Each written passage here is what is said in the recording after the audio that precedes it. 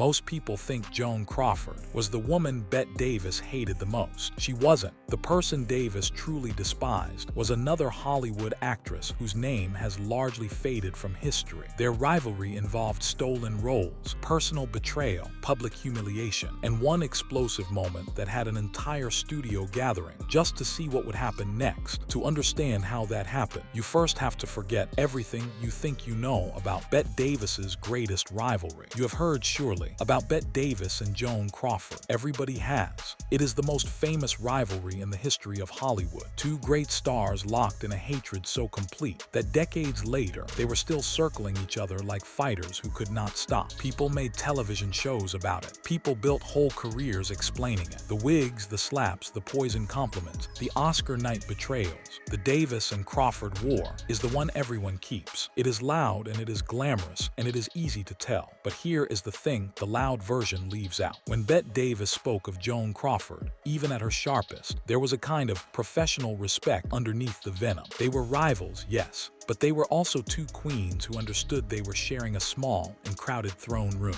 Davis could be vicious about Crawford and still, in some buried way, acknowledge her power, her endurance, her sheer survival. There was another woman, though, and when Bette Davis spoke of her, something different came out. The respect was gone. The amusement was gone. What was left was older, colder, more personal. A wound that had never closed, and a contempt that never softened. Not in 40 years. Not even after the woman was in the ground. Davis would call her the most difficult female she had ever known, and she would say it without a flicker of irony, as though stating a simple fact about the weather. And when this woman died, the kindest thing Davis could manage was that she had been a good actress. Everything else Davis said about her cannot be repeated as politely. There really was someone Bette Davis despised more than Joan Crawford, and it was this small, blue-eyed, golden-haired woman from Savannah, Georgia, called Miriam Hopkins. To understand how two women came to hate each other for nearly half a century, you have to go back before the boxing glove photographs, before the closed sets and the screaming matches, and the famous shaking scene that drew a crowd of grips into the rafters to watch. You have to go back before Hollywood existed for either of them, to a time when one of them was a star and the other was nobody at all. And here is the part the loud version never tells you. In the beginning, it was not Bette Davis who was on top. It was Miriam. Picture the South at the start of the last century, the slow heat of Georgia, the porches and the church choirs, and the careful manners of a world that had not yet been touched by motion pictures or radio or any of the noise that was coming. Ellen Miriam Hopkins was born there, in Savannah, in October of 1902, into a family that had money and standing, and the kind of name that meant something in a small southern town. Her people were established. Her mother's family had helped build the local church, had given the town a mayor, had the sort of roots that let a child grow up certain that she mattered. But certainty in a child is a strange thing. It can come from love, and it can also come from need, and very often the two are tangled so tightly that no one can tell them apart, least of all the child. Miriam's parents separated when she was still young,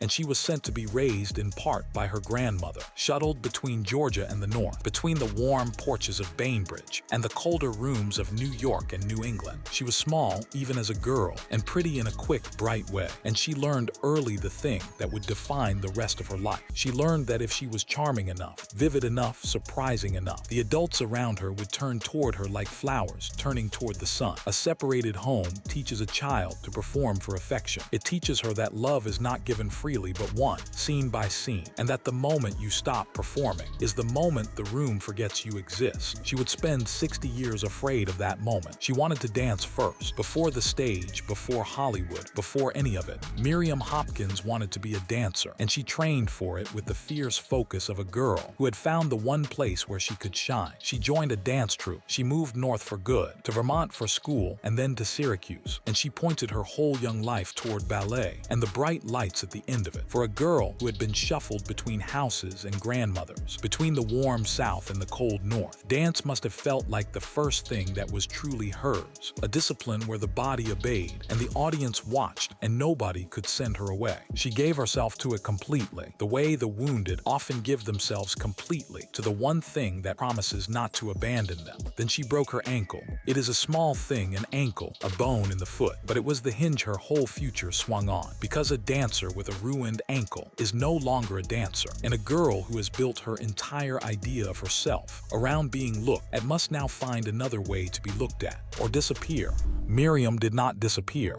She turned to the stage instead, to vaudeville first, the rough traveling circuit of song and patter and quick change, and then up and up toward Broadway, and she carried into the theater the same hunger that had carried her into the dance studio, a hunger that the broken ankle had only sharpened. She had learned young that the body could fail you, that the thing you depended on could snap in a moment. After that, you take every room you can get, while you can still get it. By 1921, when she was not yet 20, she stood on a Broadway stage as a chorus girl in one of Irving Berlin's revues, one bright face among many. But Miriam was never built to stay one face among many. She climbed. She took small parts and made them larger by force of personality. She replaced other actresses and outshone them. She moved into real dramatic roles, into plays that mattered. And she did it in a New York that was electric with talent, where the theater was the center of the serious world, and the movies were still considered a cheap amusement for people who could not afford a real ticket. This is the world she chose, and it shaped everything about her. The Broadway of the 1920s prized intelligence, wit, the sharp exchange, the literary mind. Miriam read books. She kept the company of writers and thinkers, the bohemian crowd, the people who stayed up late arguing about ideas. She was not just a pretty girl who could move. She was clever, fast, well-read, the kind of woman who could hold her own at a dinner table full of difficult men and leave them all a little dazzled. She built an identity out of being interesting, and for a while that identity served her beautifully. And she lived large in those years, in a way that was rare for a woman then, and would be talked about for the rest of her life. She did not apologize for her appetites. She kept lovers and spoke of them freely, gleefully even, to anyone who would listen, with a frankness that scandalized the prim and delighted the bold. She would joke in her later years that when sleep would not come, she did not count sheep, she counted lovers, and that by the time she reached the high 30s in her tally, she was sound asleep. It is the kind of line that makes a legend, wicked and unbothered and entirely her own. She belonged to the daring set, the artists and the radicals and the bright, difficult talkers, a Southern girl who had remade herself into a creature of the modern world, sexually free, intellectually fearless, allergic to the small expectations that her Georgia girlhood had laid out for her. She was, in the truest sense, ahead of her time, and being ahead of your time is a glamorous thing to be when you are young and rising, and a costly thing to be when the time finally catches up and passes you. But there was a cost hidden inside it, the way there is always a cost.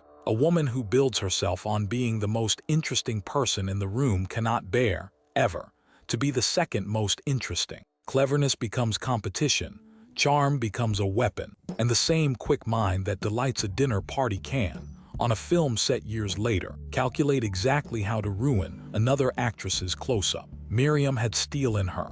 It was simply wrapped in those early years in something that looked like sweetness. Now hold that picture of her, the bright climbing girl of the New York stage, and look across the same city at someone else entirely. Because there was another young woman trying to break into that same theater world in those same years, and she came from a very different place. Her name was Ruth Elizabeth Davis, though the world would come to know her as Bette, and she had grown up in New England, in a home cracked down the middle by a father who left, where Miriam was Southern and bright and socially fluent. Bette was sharp-edged and intense and almost frighteningly serious, a girl who burned rather than glowed. Where Miriam wanted to charm a room, Bette wanted to seize it, to plant herself in the center of it and dare anyone to look away. They were not destined to be friends. Two such women, both hungry, both convinced of their own gifts, both shaped by fathers who had vanished in homes that had broken, could only ever be rivals once their paths crossed.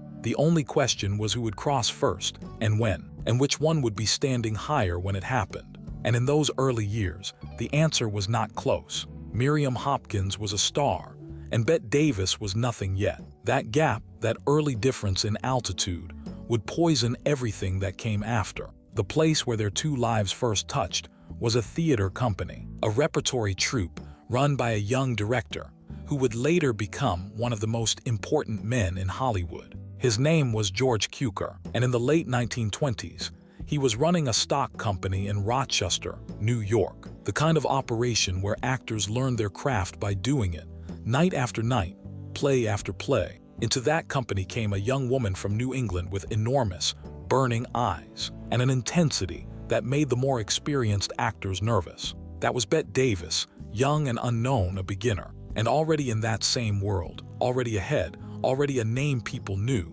was Miriam Hopkins. Imagine being the beginner in that situation. Imagine being Bette Davis, raw and ambitious and certain of your own talent, and looking across the rehearsal room at a woman just a few years older who already has everything you want. The bigger reputation, the easy command of the room, the history. Miriam had made it first. Miriam was the established one, the one who had already proven she could do it. And Bette was the new girl who had to prove everything from scratch. That is where the wound began. Not on a film set, not over a man, not in the publicity department of a movie studio. It began in a theater, in the simple, brutal arithmetic of who got there first. Bette Davis spent the early part of her career looking up at Miriam Hopkins, and there is a particular kind of resentment that grows in a proud person who is forced to look up at someone she believes she will one day surpass. It is not ordinary jealousy. It is the slow burn of someone keeping score, someone storing it all away, someone telling herself quietly, just wait. Bette would wait, and the waiting would be its own kind of fuel. But before you go any further, you have to understand where that fierce, scorekeeping intensity in Bette Davis came from, because it did not come from nowhere, and it is the mirror of the very thing that drove Miriam. Bette was born in Massachusetts in 1908, in a New England household that looked respectable from the street and was cold and cracked behind the door. Her father was a brilliant man, a lawyer, sharp and meticulous and emotionally frozen, a man his own daughter would remember as brilliant, sarcastic and cruel. He had never much wanted children, and he carried an icy distance through the house like weather. And then, when Bette was still a girl, he did the thing that fathers in both these women's lives kept doing. He left. The marriage broke, the father walked out, and Bette's mother was left to raise two daughters alone, on very little by her own wits. Look at that and look back at Miriam, and you will see the same fracture in both of them. A separated home, a father gone, a mother left to hold everything together. Two little girls, one in Georgia and one in New England, learning the same hard early lesson at almost the same time, that the people who are supposed to stay can leave, that love is not a given but a risk, that the floor under a child can drop away without warning. Miriam answered that wound by learning to charm. Bette answered it by learning to fight. But it was the same wound, and it made the same hunger, and that is why these two women would one day look at each other and see something unbearable. They were looking at the only other person who understood. Bette's mother was a photographer, a woman who taught herself a trade to survive, and she used her own daughter as her model, posing little Bette in front of the camera over and over to practice. And Bette said later that this was where she learned the first great lesson of her art, how to play to a camera, how to hold a face, how to make the lens love her. Think about what that means. The same broken home that taught her to fear abandonment also put her, very young, in front of a lens, performing for her mother's approval, learning that to be looked at was to be safe, that to be the focus was to be loved. Miriam learned to perform for a room. Bette learned to perform for a camera. Both of them turned a childhood of insecurity into a lifelong need to be the one the eye lands on. And there is only ever room for one face in the center of a frame. The climb was brutal for Bette, more brutal than for Miriam, and it left its own marks. When she went to New York to study acting, one of the great established stage actresses of the day looked her over and found her lacking in seriousness and told her, more or less, to go do something else with her life. When she joined that very stock company in Rochester, the young director George Cukor was not impressed with the willowy girl from Lowell, and he let her go, fired her. When Hollywood finally tested her and signed her, the studio that took her, Universal, did not know what to do with her, gave her small parts, and then let her contract lapse, because the men who ran it had decided she simply did not have the looks, the glamour, the soft prettiness that a movie star was supposed to have.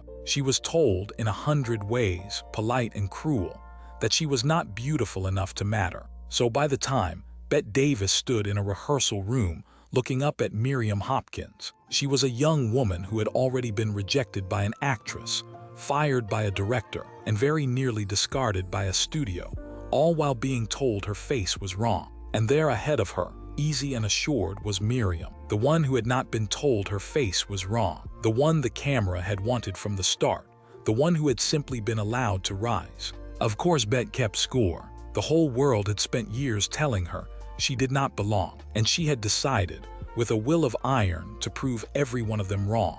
Years later, when she was gone, they would carve 4 words onto her tomb that summed up the entire ferocious climb. She did it the hard way. That was her pride and her wound in a single line. She did it the hard way, and she never let anyone forget that the people who had it easier had not earned what she had earned. This is the engine underneath everything that comes next. 2 women, both abandoned by their fathers, both raised by mothers scrambling to survive, both desperate to be the one the eye lands on, both certain of their own greatness, thrown into the same small profession at the same moment. One of them rose easily, and one of them rose the hard way. And the one who rose the hard way never forgave the one who seemed to be handed what she had to bleed for.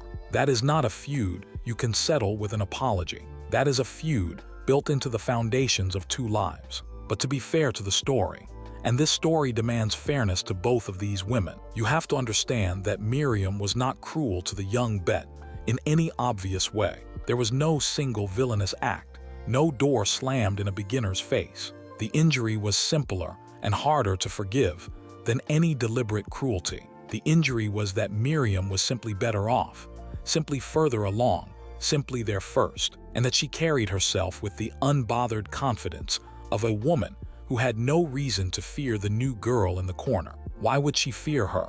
In those years, there was nothing to fear. Miriam was rising. The decade turned.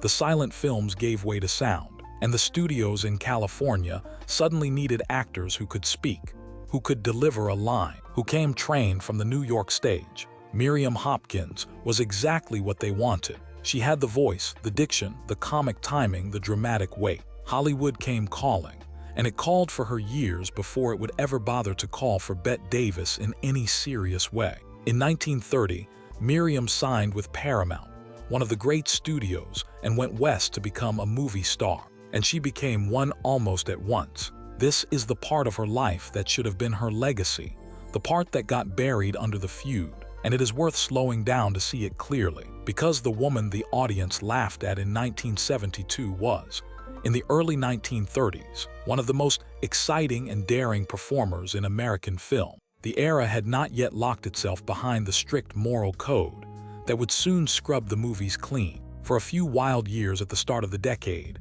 the screen was allowed to be adult, frank, sexual, dangerous. They call it the pre-code era now, and Miriam Hopkins was one of its queens. She made a film with the director Ernst Lubitsch, a sparkling, wicked comedy about thieves and seduction, and she was luminous in it, all wit and mischief and light. She played a singer of the streets, a fallen woman, in a horror film about a man split between good and evil, and she gave the role a heat and a vulnerability that critics could not stop praising. She took the lead in a film drawn from a Faulkner novel, playing a woman pulled into violence and shame, a part so frank that it helped frighten the industry into building its moral cage. She was fearless. She would play floozies and fine ladies, victims and schemers, and she made each one specific and alive. And in 1935, she reached the peak that her whole climbing life had been pointed at. She starred in the first full-length film ever made in the new 3-strip color process, a vivid adaptation of a great English novel, playing a scheming, ambitious, utterly charming social climber. The role fit her like a glove, because in some ways it was her, the bright woman who would do anything to rise, who charmed everyone and trusted no one. The film was a landmark, the first of its kind, and for her work in it, Miriam Hopkins was nominated for the Academy Award for Best Actress. She had done it. She was at the very top, a star at one of the biggest studios, an Oscar nominee, a pioneer of color film, a woman whose name above a title meant something. But look closely at that same year, 1935. Because this is where the story turns. This is where the slow machinery of the feud clicks into its place. Because Miriam Hopkins was not the only actress nominated for Best Actress that year. The other one was Bette Davis, the beginner from the Rochester Stock Company. The new girl Miriam had outranked just a few years before, had clawed her way to Hollywood after all. It had not been easy for Bette. The studio that signed her, Warner Brothers, had not known what to do with her at first. She was not a conventional beauty by the standards of the time, and the executives said so cruelly and often. She had to fight for every part. She had to fight to be taken seriously at all. But she had something that could not be ignored forever: a ferocity, a truthfulness, a willingness to make herself ugly and strange and real on screen when other actresses were busy being lovely. And by 1935 she had broken through in a hard, unglamorous role that finally made the industry sit up. So there they were, the two of them, the old established star and the upstart who had once looked up at her, nominated in the very same category in the very same year. The arithmetic of who got there first was about to be rewritten in front of everyone, and what they were nominated for tells you everything about how the world was already starting to choose between them. Miriam was nominated for that gorgeous, ambitious color landmark, playing the dazzling social climber, a performance full of charm and surface and brilliance. Bette was nominated for something rawer, a hard, unglamorous part as a self-destructive actress coming apart at the seams, a woman with no charm left to spend, all wreckage and nerve. Miriam's nomination was for being radiant, Bette's was for being unsparing, and the thing the Academy reached for, the thing the new era was beginning to prize, was not the radiance. It was the nerve. The screen was turning slowly, away from the bright and the lovely, and toward the true and the painful. And Bette Davis was the future of that turn, while Miriam, for all her gifts, was beginning, without knowing it yet, to belong to the past. And Bette Davis won. She won the Oscar. Miriam did not. Now, you can tell this as a simple story of a younger woman overtaking an older one. And on the surface, that is exactly what it was. But underneath, for Miriam, it must have been something far more disturbing than a single lost award. It was the first crack in the certainty she had built her whole self upon. She had been the one ahead. She had been first to Broadway stardom, first to Hollywood, first to the heights. And now the new girl, the beginner, the one who was supposed to stay below her, had reached up and taken the very prize Miriam had been nominated for, and walked away with it while Miriam sat and watched. For a woman who had learned as a child that you are only loved while you are winning, that you are only safe while you are first, this was not a setback. It was an earthquake. And Bette Davis, for her part, now had something she had never had before. She had altitude on Miriam.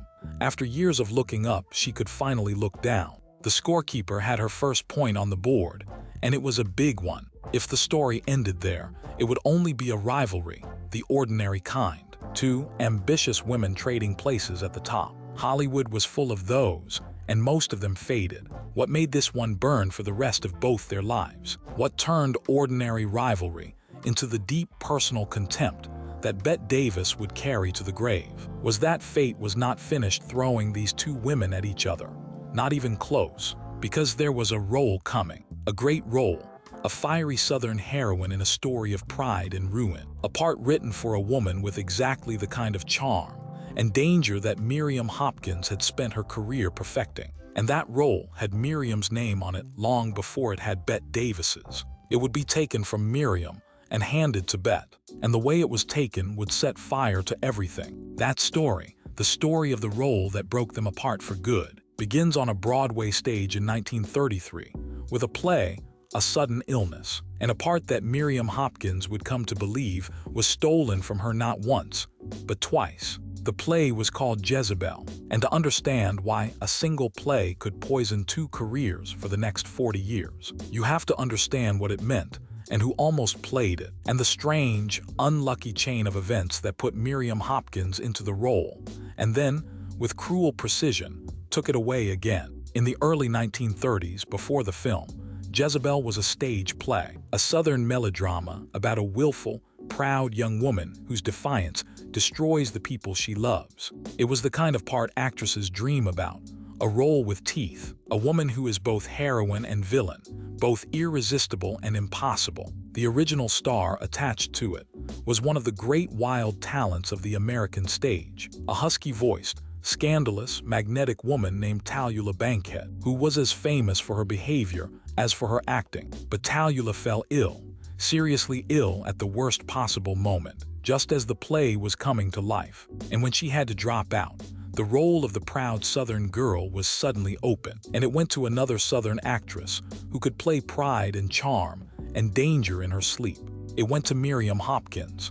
There is a bitter little symmetry in that, and it is worth pausing on, because it foretells everything that comes after. Miriam got her great stage role, the one that would change her life, only because another woman collapsed. She stepped into Jezebel over the fallen body of Tallulah Bankhead's illness, took up a part that had been meant for someone else, and made it her own. She knew, better than anyone, that great roles do not always come to the one they were written for. They come to the one who is standing there, ready, when fate knocks the first choice out of the running. She had been the lucky understudy of destiny once, and because she had been, she should perhaps have understood, better than she ever let herself understand, that the same thing could be done to her, that a role she thought was hers could be handed to whoever was standing ready when the moment came. But knowing a thing and accepting it are different countries, and Miriam never moved from one to the other. She owned the part on stage, she made it hers, and more than that,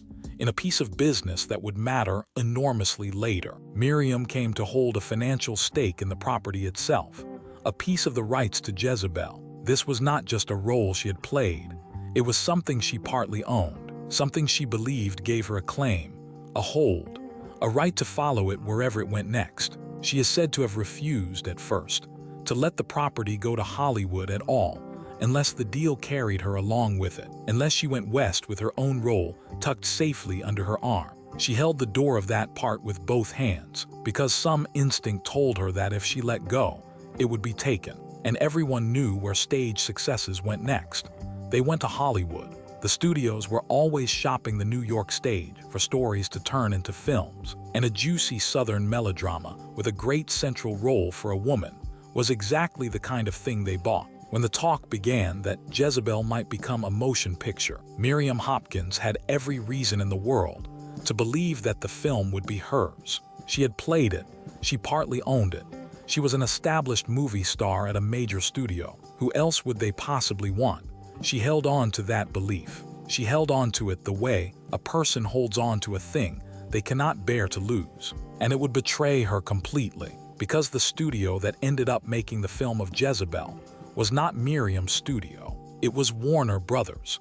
And Warner Brothers had, by the late 1930s, a fierce young contract star they were finally learning how to use. A woman who specialized in exactly this kind of difficult, willful, larger-than-life heroine. You already know her name, the role of the proud Southern girl, the part Miriam had played on stage, the part she believed she had a right to, was given to Bette Davis. And when the film was released, in 1938, Bette Davis was magnificent in it, every inch the willful destroyer, and the performance won her the Academy Award for Best Actress, her second. Sit with what that meant for Miriam Hopkins. The role she had originated, the role she partly owned, the role she had every reason to believe would be the crown of her film career, had been handed to the younger woman who had already taken one Oscar she was nominated for. And now that same younger woman had used Miriam's own role, Miriam's Jezebel, to win another. The new girl from the Rochester Stock Company had not just overtaken her, she had climbed to the top, using a ladder that Miriam felt belonged to her, a part Miriam had warmed and shaped and made famous. And at the summit she had been crowned twice, while Miriam stood empty-handed below. It was no longer a rivalry. For Miriam, it had become a theft, a second theft in her mind. After the lost Oscar of 1935, the role had been taken, the glory had been taken, the future she had pictured had been taken, and the same woman had her fingerprints on all of it. And here is the cruelty of fate, the thing that turned a private grievance into a war that neither woman could escape. Having taken so much from Miriam Hopkins, Hollywood was about to do the one thing guaranteed to make it unbearable. It was about to put them in the same room. Warner Brothers, The studio that had made Bette a double Oscar winner out of Miriam's own material decided it wanted Miriam Hopkins too. They signed her, and they had an idea. The kind of idea that seems clever in a boardroom and looks like cruelty from the outside. They would take these two women, the reigning queen and the woman she had displaced, the thief and the robbed, and they would star them together in the same picture. They would lock them on a set day after day and point the cameras and see what happened. What happened would become one of the most famous wars in the history of the movies. And it started on the very first morning with a dress. To see why a dress could start a war, you have to be standing on that soundstage on the first day of shooting. In 1939, watching two women who already despise each other prepare to pretend, for the cameras, to be something close to friends. The film was called The Old Maid, and on paper it was a perfect vehicle for both of them. A Civil War melodrama drawn from a novel by Edith Wharton, the story of two cousins in love with the same man, two women bound together for life by a secret and a child. Bette would play the one who sacrifices everything, who gives up her own daughter and grows hard and gray and bitter with the years. Miriam would play the cousin, the one who marries well and keeps the secret and raises the child as her own. It was a story about two women who cannot live with each other and cannot live apart, who are chained together by love and resentment until the end of their days. The studio could not have chosen a more fitting story if it had set out to mock its own stars. Two women bound together against their will, circling the same prize, unable to escape each other. They would be living the plot while they filmed it. Imagine the soundstage that first morning. The lights, the crew, the cameras being wheeled into place. The quiet professional bustle of a major studio picture beginning its long work. Imagine Bette Davis arriving in costume, ready, the double Oscar winner now, the queen of the lot, certain of her ground. And then imagine the door, and Miriam Hopkins coming through it, and the whole soundstage going very still, because Miriam had not come dressed simply for her role. She had come dressed as Jezebel. The costume she wore that morning was a careful copy of one of the gowns Bette Davis had worn in Jezebel, the very film built on Miriam's stolen role. The film that had won Bette the Oscar Miriam felt should have been connected to her. It was not an accident. There are no accidents like that in the wardrobe department of a major studio. Miriam had arranged to walk onto the set on the first day, wearing a replica of the costume from the part she believed had been taken from her, and she had done it to be seen, to land a blow, to say without a single word, "I know what you took, and I will not let you forget it, and I will wear my grievance on my body where everyone can see." It was a provocation so pointed, so deliberate, that it could only have one purpose. Miriam wanted Bette to lose her temper. She wanted the explosion. She wanted the queen of the lot to crack in front of the crew, to shout, to make a scene, so that everyone would see that Bette Davis was as difficult and unhinged as the gossip said, and that Miriam, by contrast, was the calm, wronged professional standing serenely in her clever little dress. And here you see the first real proof that this was not a war between a villain and a victim, but between two masters of the same dark art. Because Bette Davis did not take the bait. Bette Davis, who had a temper that could clear a room, who could be as volcanic as anyone in Hollywood, looked at Miriam Hopkins standing there in the stolen costume, understood exactly what it meant, and exactly what it was designed to do, and did the one thing guaranteed to ruin Miriam's morning. She ignored it, she said nothing. She let no flicker cross her face. She treated the costume as though it were the most ordinary thing in the world, as though she had not noticed, as though it did not exist. And in doing so, she denied Miriam the only thing Miriam wanted, which was a reaction. The provocation fell flat. The trap snapped shut on empty air. Bette later said, in her dry, knowing way, that it was obvious Miriam wanted her to blow her stack, and that she simply refused to give her the satisfaction. The cold control of it was its own kind of cruelty, the cruelty of a woman who has learned exactly how to wound an enemy by giving her nothing. So the war did not begin with a shout. It began with silence, with two women who understood each other far too well, each refusing to give the other what she craved. And from that first frozen morning, it never stopped. What followed, across the long weeks of shooting The Old Maid, was not the open brawl that the gossip columns like to imagine. It was something quieter and far more exhausting, A war of small movements, of inches, of glances. Miriam, Bette came to understand, knew every trick that existed for stealing a scene, and she used all of them. There is a whole hidden language to film acting that audiences never see. 1,000 tiny ways for one performer to pull the camera's love toward herself and away from the person she is sharing the frame with. A small movement at the wrong moment, a turn of the head that drags the eye, a piece of business with the hands, a flutter, a fidget, a flourish, all of it timed to bloom in the exact instant. The other actress is supposed to be the center of attention. Bette said later that she became almost fascinated watching it happen, watching the tricks appear one by one, like a magician's act performed against her in real time. There was the wandering eye, the way Miriam would seem to drift off during Bette's lines, her gaze sliding away into some private dream where she was the loveliest girl in the room, refusing even to look at the woman she was supposed to be listening to. There was the restless little energy, the sense that Miriam was never truly present in the other actress's moment, but always impatiently waiting for her own next line, her own next chance to pull the light back to herself. To act opposite her, Bette said, was to feel the scene being quietly stolen out from under you, frame by frame, while you tried to keep your own performance steady and true. And keeping steady took everything Bette had. She said she went home every night and screamed at everybody that the effort of holding her temper, of staying professional, of not giving Miriam the explosion she was fishing for, took a toll that the cameras never captured. The fury had to go somewhere, so she carried it home and spent it on the people who loved her, which is what fury does when you swallow it on a film set all day. The calm she showed Miriam was real, and it was also a performance. And underneath it, the resentment that had started years before in a Rochester stock company was hardening into something permanent. But you have to be fair to Miriam here, because the story is not as simple as a difficult woman tormenting an innocent one. Miriam was fighting too, and she was fighting from a position of weakness, and she knew it. This was Bette's studio. The crew worked for Bette's studio.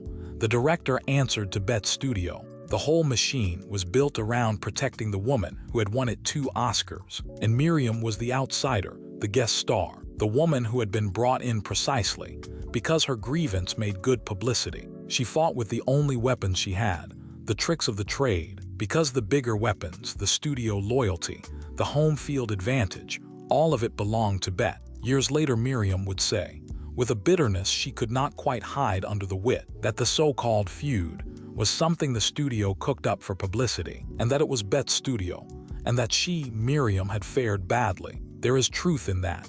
She was the one with less power, and she knew it, and she fought dirty, because dirty was all that was left to her. And then there was the other thing, the thing that turned a professional rivalry into something that cut to the bone. Because by the time these 2 women were locked on the set of The Old Maid, there was a man between them, and the wound he left was not about acting at all. His name was Anatol Litvak, and he was a director, Russian-born, sophisticated, the kind of man who moved easily through the cultured circles Miriam loved. He was Miriam's husband, her third, a man she had married and brought into her life. And there had been talk, persistent, painful talk, that Bette Davis and Anatol Litvak had been involved, that the affair had happened or was happening, that the man Miriam had married had turned his attention to the very woman Miriam already hated above all others. The exact timing of it has been argued over for decades, whether it happened while Litvak was still married to Miriam or only after,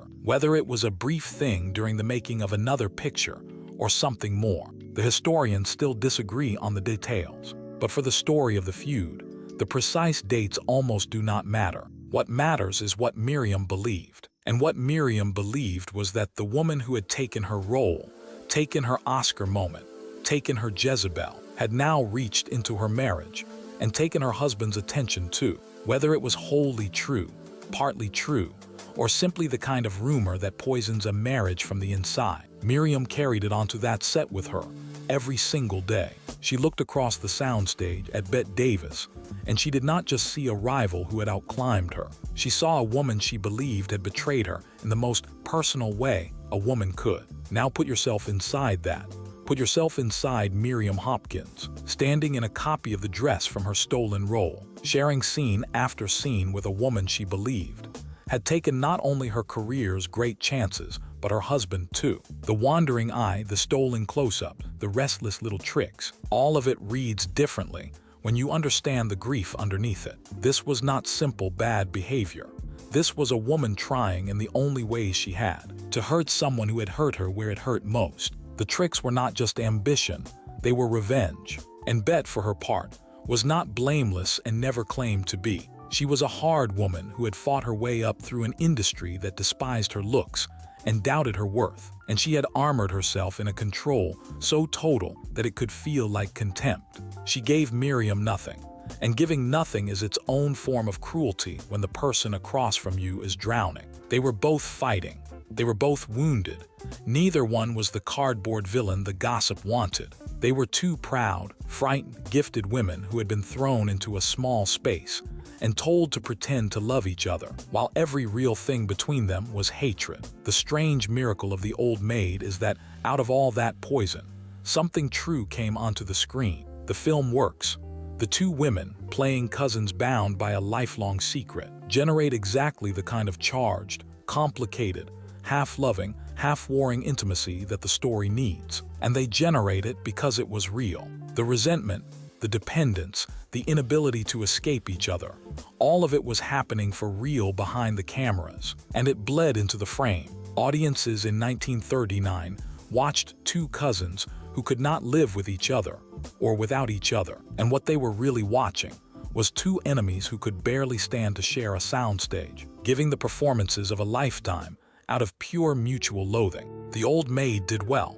It made money. It proved to the studio's cold satisfaction that putting these two women in a cage and filming the result was good business, which meant, of course, that they would do it again, but not right away. After The Old Maid, the two women separated, and their careers, which had been running so close, began to pull sharply apart. And this is where the rise and fall shape of the whole story starts to show itself. Because while one woman was about to climb to the very peak of her power, the other was about to begin a long, slow, grinding descent that she did not see coming and could not stop. For Bette Davis, the years after The Old Maid were a coronation. She had become not just a star, but the star at Warner Brothers, the most powerful actress on the lot, a woman whose name carried a picture, and whose will the studio had learned, grudgingly, to respect. She fought them constantly, demanded better scripts, walked out, came back, won. She made film after film that mattered, building a body of work that would make her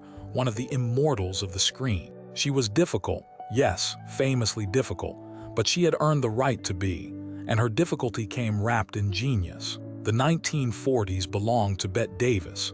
She was at the height of her powers, and everyone knew it. For Miriam Hopkins, the same years told the opposite story.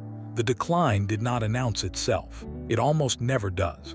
It came as a slow accumulation of small losses, a great role that went to someone else, a film that flopped, a part that got smaller, a phone that rang a little less often. The pre-code era that had made her a queen was over, killed by the new moral code. And the kind of frank, daring, sexually alive woman that Miriam played so brilliantly was no longer something the screen allowed. The very thing that had made her special had been legislated out of existence. And without it, Hollywood was not quite sure what to do with her. There was a particular heartbreak buried in those years, one that had nothing to do with Bette Davis, but everything to do with the role Miriam was born to play and never got. In the late 1930s, all of Hollywood was searching for an actress to play the most coveted part in the history of the movies. A willful, charming, ruthless Southern belle in a great epic of the Civil War South, Scarlett O'Hara, and Miriam Hopkins, a Georgia woman with the voice and the looks and the steel, and the precise quality of charming ruthlessness the part demanded, was on many minds. The author of the novel herself, another Georgia woman, is said to have favored Miriam, to have written to a friend that Miriam had the voice and the look and the sharp quality that the character needed, that she had been her own choice from the very start. Think about what that endorsement meant and how cruelly it came to nothing. The woman who created Scarlett O'Hara, the woman who knew that character better than any living soul, looked out across all the actresses in America and named Miriam Hopkins, a Georgia author choosing a Georgia actress to play the greatest Georgia heroine ever written. It seemed almost ordained, a thing that fate had arranged in advance, and it slipped through her fingers like everything else. The part going at last, after one of the longest and most famous searches in movie history, to a young English actress almost nobody had expected, in a casting decision that became Hollywood legend. Miriam, who had already lost one great Southern role to Bette Davis, lost the greatest Southern role of all to a stranger from across the ocean. She was passed over for the part she might have been born to play, the part the author wanted her for, and she had to watch it become one of the most beloved films ever made, beloved beyond all others, with another woman's face filling the screen where hers should have been. Every time that picture played, for the rest of her life, it was a small reminder of the crown that had been laid almost in her hands and then lifted away. There is a pattern in Miriam's life, and by now you can see its cruel shape. She was always the one who got there first and was overtaken, the one who originated the role and lost the film, the one who was favored and then passed over, the one who had it in her hands and watched it taken away, the broken ankle that ended the dancing, the Oscar nomination that became someone else's win, the Jezebel she owned and lost, the Scarlet she was made for and never got. Again and again, the prize approached, and again it veered away at the last moment toward someone else. A life can only absorb so much of that before it changes a person, before the bright climbing girl from Savannah hardens into a woman who trusts nothing and grabs at everything, because experience has taught her that whatever she does not seize will be taken. So when the studio came back, a few years into the 1940s, with the idea of teaming Bette and Miriam one more time, the two women who walked onto that second set were not the same as before. The gap between them had widened into a canyon. Bette was at the absolute top, the reigning queen, secure and powerful. Miriam was sliding, and frightened and more desperate than ever to be seen, to be loved, to be the heroine for once, instead of the difficult woman in the supporting part. And the cruel joke of the second film was that it cast her, once again, as the one who is not quite loved enough. The film was called Old Acquaintance, and it came in 1943. And if The Old Maid had been a Cold War, Old Acquaintance was the one that finally broke into open violence. The story this time was about two women who had been friends since girlhood, two writers, their lives tangled together over decades of love and envy and rivalry. Bette played the serious one, the artist, the writer whose books the critics adored even though they never made much money. Miriam played the other one, the popular one, the writer of trashy bestsellers who got rich and famous while the critics sneered, a woman consumed by competition with her supposed best friend, forever measuring herself against the one person she could never quite equal. Once again, the script handed Bette the dignity and handed Miriam the role of the insecure, grasping, jealous one. Once again, Miriam was asked to play, in front of the cameras, a version of the very thing the world already accused her of being. You can only imagine how that felt, to be a fading star, frightened for your future, and to be handed a part that asks you to perform your own worst reputation, opposite the woman you blame for all of it. It would have taken a saint to play that with grace, and Miriam Hopkins was no saint. She was a wounded, brilliant, difficult woman with her back against the wall, and she fought the only way she knew how. And here is a small, telling thing about how the part came to her in the first place. Miriam was not Bette's first choice for it. Bette Davis, who had her own power on that lot by then, wanted someone else entirely for the role of the jealous popular writer. She wanted a grand and glamorous star of an older order, a woman of dignity and reputation, and she asked for her by name. But that actress, semi-retired and proud, would not take a part that put her second on the bill, behind Bette, in a supporting position. She turned it down, and so the role came back around to Miriam Hopkins, who took it, because Miriam never could turn down a chance to be on a screen across from the woman she hated, even when the screen handed her the smaller, uglier, more thankless half of the story. There is something almost helpless in that. Bette did not even want her there. Miriam came anyway, drawn back to the one rivalry she could never leave alone. And the script itself, as if the studio could not resist twisting the knife, contained a moment that turned the whole private war into a public joke. There is a scene where Miriam's character, in a fury at Bette's character, spits an insult at her, reaching for the cruelest word she can find. And the word she reaches for is Jezebel, right there in the dialogue, the very title of the film that had started it all. The film built on the role taken from Miriam. The role that won Bette her Oscar was put into Miriam's own mouth as a curse she had to fling at Bette. Miriam Hopkins, who had originated Jezebel on the stage and lost it to Bette on the screen, now had to stand in front of the cameras and hurl the word Jezebel at the woman who had taken it from her as a line of someone else's dialogue. The people who wrote and made that film knew exactly what they were doing. They had taken the deepest wound between these two women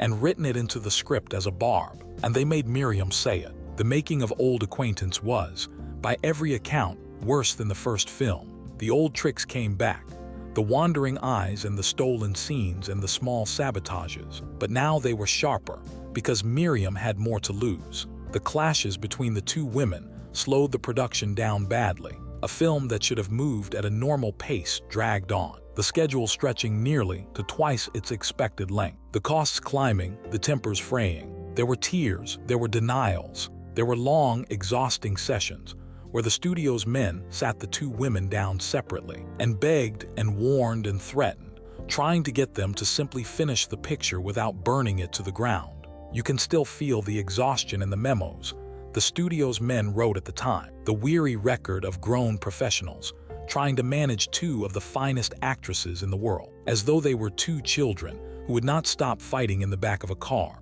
One of them is said to have been kept home one day, partly genuinely ill and partly, in the writer's frank estimation, a little temperamental, the old feud having flared up again and been quickly stamped out only by the bosses calling the turn on both of them at once. There were the long talks. One woman lectured in the evening, the other the next morning, hours of it, tears and denials of any trouble, even as the trouble went on poisoning every day on the set. One of the women was warned, in plain language, that if the tactics did not stop, the matter would be handed to the actors' union, and she might find herself banned from pictures altogether. And the other one, the warning went, was no innocent flower either, and had better lean over backward and cooperate, and take her direction without nonsense, so the thing could finally be finished. Read those words now, and you can hear the headache behind them, the sound of an industry discovering that the price of putting these two women together was a production that fought itself at every turn. The director who had been assigned to the first film, a man named Edmund Gooding, is said to have wanted no part of the second one. The story goes that he so dreaded refereeing these two women again that he feigned illness to get himself taken off the picture, that he would rather pretend to be sick than step back into the ring between Bette Davis and Miriam Hopkins. Whether or not every detail of that tale is exact, the spirit of it rings true, because everyone who worked with these two understood that being the man in the middle was a kind of punishment. The man who finally took the job, a director named Vincent Sherman, found himself in command of the most famous on-set war in Hollywood, and he found that the studio's bosses were perfectly willing to use it. Because here is the thing the studio understood that the two women, in their fury, could not quite see. The hatred was good for business. A real feud sold tickets in a way that no manufactured one ever could. And so, even as the executives behind closed doors were begging the women to stop fighting so the picture could finish, the publicity department out front was pouring gasoline on the fire and selling tickets to the blaze. They staged a photograph that would become one of the most famous images in the history of the movies. They put Bette Davis and Miriam Hopkins in boxing gloves. They posed the two of them in their elegant clothes, fists raised, glaring at each other like two prize-fighters at a weigh-in, with the long-suffering director planted between them as the referee. It was a joke, of course, a piece of clever marketing, the studio winking at the audience and saying, "Yes, these two really do hate each other, come and see it for yourselves." And the cruelest part is that it was barely an exaggeration. The boxing gloves were a gag. The hatred behind them was completely real. And in the middle of all that real hatred, the script called for a scene that would become legend. The script called for Bette Davis to take Miriam Hopkins by the shoulders and shake her. It was right there in the screenplay. The story required it. Miriam's character, in a fit of jealous, hysterical accusation, makes wild and unfair charges against Bette's character. And Bette's character, finally pushed past her endless patience, grabs her and gives her a good hard shaking to bring her to her senses. On the page, it was a dramatic beat, a moment of long-suppressed feeling finally breaking loose. But everyone on that set understood that it was something more. It was a moment when Bette Davis, who had spent 2 films and the better part of a decade swallowing her rage at this woman, would be permitted, required even, encouraged by the script itself, to put her hands on Miriam Hopkins and shake her. The whole studio seemed to know it was coming. The story goes that the rafters above the soundstage, filled with spectators, grips and crew, and people with no business being there, all of them gathered up high in the shadows to watch, the way a crowd gathers around a fight in the street. It was, by Bette's own later telling, like a prize fight ring, with the eager audience hanging over the ropes, waiting for the bell. They had come to see the moment when the pretending stopped, when the long Cold War between these 2 women would be allowed, for a few seconds, in the safe disguise of the script, to become physical and true. And Bette Davis, when the moment came, did not pretend. The scene as it plays on the screen is a small masterpiece of controlled violence. Bette's character, pushed past the end of her patience by a stream of jealous, hysterical accusation, crosses the room, takes Miriam's character firmly by the shoulders, and shakes her hard, the head snapping, the composure shattering, and then sets her down into a chair and steps back. And then, with a cold, clipped, perfectly timed little edge in her voice, Bette's character says a single word, "Sorry." Just that, sorry, delivered with all the sincerity of a closing door. An apology that is really a victory. A one-word dismissal that lands harder than any speech could. It became one of the most beloved moments in all of Bette Davis's work. A scene that audiences still watch and replay. The great Davis shaking the daylights out of her rival, and then dropping that icy little sorry on top of her like a stone on a grave. She would admit in later years, with a candor that tells you everything about how deep the feeling ran, that she had enjoyed it, that shaking Miriam Hopkins after everything, after the stolen role and the lost Oscar, and the husband and the wandering eyes and the years of swallowed fury, had been a genuine pleasure. The script gave her permission, and she took it and she meant it. The hands that gripped Miriam's shoulders were acting, and not acting at the same time. The crowd in the rafters got exactly what it came for. It is one of the most revealing moments in the whole long story, because it is the instant where the line between the film and the real war dissolves completely. For a few seconds, the camera captured 2 enemies doing, in the costume of a scene, the thing they had wanted to do to each other for years. And then the director called cut, and they let go of each other, and they went back to being 2 professionals on a difficult picture, and the Cold War resumed, and no one was fooled about what they had just seen. Old acquaintance finished somehow. It got made, and like the film before it, it turned the poison between its stars into something that worked on screen. 2 lifelong friends whose friendship is really a lifelong competition. 2 women who love each other and cannot forgive each other, bound together across the decades. The audiences believed it utterly. How could they not? It was true. And the film ends, of all things, on tenderness. The very last scene puts the 2 women together in front of a fire, middle-aged now, the rivalries and the men, and the disappointments all behind them, and they raise a glass to each other. 2 old friends toasting the long, strange road they have walked side by side, while a soft and beautiful piece of music swells around them. It is a lovely ending, gentle and forgiving. 2 women who have survived each other settling, at last, into something like peace. And it is, of course, the biggest lie in the whole picture, because the 2 women raising that glass to friendship in front of the fire had spent the entire production at war, had dragged the schedule out to nearly twice its length with their fighting, had to be separated and lectured and threatened by the studio's men, and would never, off that set, share a friendly glass again as long as they lived. The camera caught them toasting a friendship that did not exist, and they did it so well that audiences wept. That is the strange genius of these 2. They could counterfeit love so convincingly precisely, because they understood hatred so completely. The warmth was the performance, the war was the truth. There is a shadow over that production that has nothing to do with the feud, and everything to do with how hard those months were for Bette. While she was making Old Acquaintance, fighting Miriam by day. Her own husband collapsed on a Hollywood street and died within days. So the woman shaking Miriam Hopkins on that soundstage, the woman dropping that icy little sorry, was also a woman whose private life was breaking apart in real grief at the very same time. It is a reminder that these people were not only their feuds. Behind the famous scene, behind the boxing gloves, and the rafters full of spectators, there was a woman carrying a real and terrible loss, going to work each day and standing across from someone she despised, and somehow doing the finest kind of acting through all of it. The screen shows you none of that.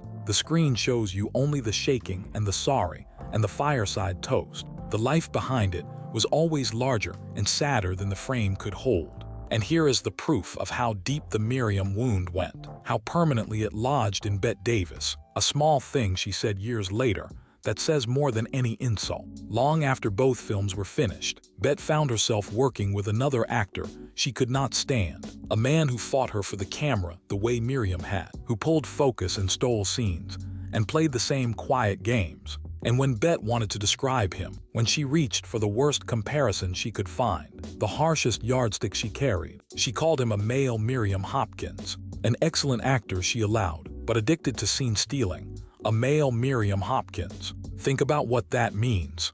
Miriam had become, in Bette's mind, not just a person she had feuded with but a category, a type, a unit of measurement for everything she hated in a fellow performer. To be the worst kind of scene stealer was to be a Miriam Hopkins. The name had stopped being a single grudge and become a permanent word in Bette Davis's private language for treachery on a soundstage. You do not do that to someone you have forgotten. You do that only to someone who got so far under your skin that they live there forever. But this was the last time. After Old Acquaintance, Bette Davis and Miriam Hopkins never made another film together, and they spent the rest of their long lives at a careful distance. The war frozen but never thawed, and here the two roads that had run side by side for so long finally split for good, one of them climbing on toward immortality, the other one beginning the long descent into the dark. Because the question that hangs over the rest of this story is the one the title asked from the start.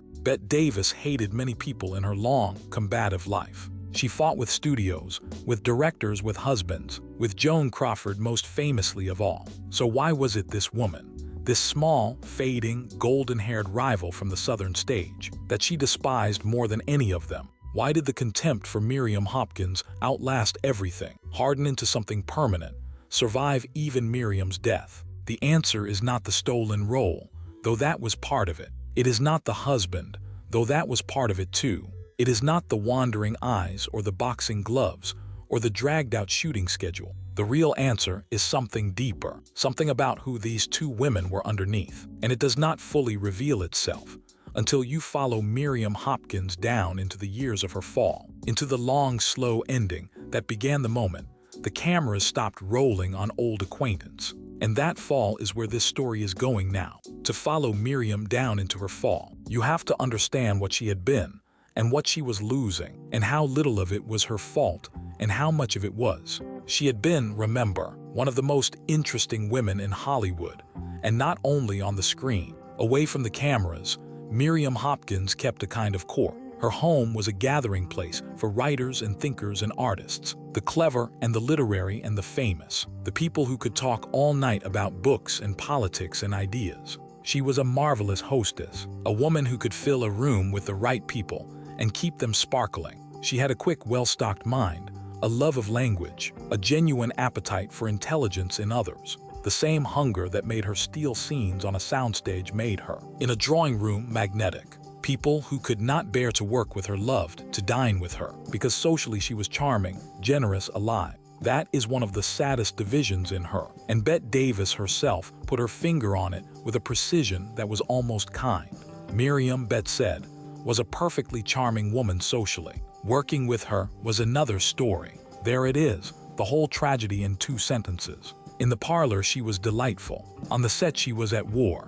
The very qualities that made her a wonderful companion, the quickness, the wit, the need to be the center of every gathering, curdled the moment she had to share a camera with another woman, because then the charm became competition, and the wit became weaponry, and the need to be loved became a need to win, and the world of work The world of the soundstage was the world that paid her and kept her famous and gave her life its meaning. So the place where she was at her worst was the place that mattered most to her survival. And the place where she was at her best, the dinner table, could not save a career. You cannot build a film career out of being a marvelous hostess. You build it out of being someone the studios want to work with. And Miriam, brilliant as she was, had made herself into someone the studios did not want to work with at all. The word followed her everywhere. Difficult. It is a small, deadly word in Hollywood, and once it attaches to a name, it almost never comes off. She had earned it, in the way that the truly difficult always earn it, by being right too often and gracious too rarely, by fighting over every line and every camera angle and every costume, by treating each scene partner as a rival to be defeated, rather than a colleague to be helped. Other actors complained about her. One famous, formidable actor who worked with her described her as childish and silly and snobbish, forever complaining about every line, the kind of co-star who could turn a day's work into an ordeal. Directors dreaded her, and the great director William Wyler, one of the finest who ever lived, had his own complicated history with both women, a man who could find Miriam difficult and find Bette difficult too, in different ways and for different reasons. But here is the thing you have to weigh against all those complaints, because the record is not as one-sided as the word difficult makes it sound. Difficult men in Hollywood were called geniuses. Difficult women were called impossible. A male director who screamed and demanded and fought over every detail was an artist defending his vision. A man whose temper was the price of his brilliance, and the industry forgave him and built statues to him. A woman who did exactly the same things was a monster, a diva, a problem to be managed and warned and threatened, and finally quietly dropped. Miriam paid a price for her temperament that a man with the identical temperament would never have paid. And the proof is standing right there beside her in the story, because Bette Davis was every bit as difficult as Miriam, fought every bit as hard, walked off sets and sued her own studio, and battled the most powerful men in the business. And Bette Davis is remembered as a titan, a heroine, a woman who stood up to a cruel system and won. The line between a fighter and a problem is drawn very differently depending on who is doing the drawing and who is being drawn. And women in that era were almost always drawn on the wrong side of it. So when you hear that Miriam Hopkins was difficult, hold it loosely. Some of it was her, and some of it was a system that had no patience for a woman who would not behave. And the two are very hard to separate now, all these years later. But here is the harder truth, the one that fairness cannot wave away. Bette Davis, for all her difficulty, kept winning. She fought the studio and made great films anyway. She was impossible and indispensable at the same time, and the work she fought so hard for was good enough to justify every battle. Miriam fought just as hard, but the work by the 1940s was no longer there to justify it. The great pre-code roles were gone. The Scarlet she was made for had gone to someone else. The film she was offered got smaller and worse. And when a star is fighting hard over work that the public has stopped caring about, the difficulty stops looking like artistic integrity and starts looking like vanity. The same behavior that the world forgives in a rising star, it cannot forgive in a fading one. Bette's fights were the fights of a queen defending her crown. Miriam's fights, increasingly, were the fights of a woman grasping at a crown that was already slipping off her head. And the world is not gentle with such women. So the parts dried up.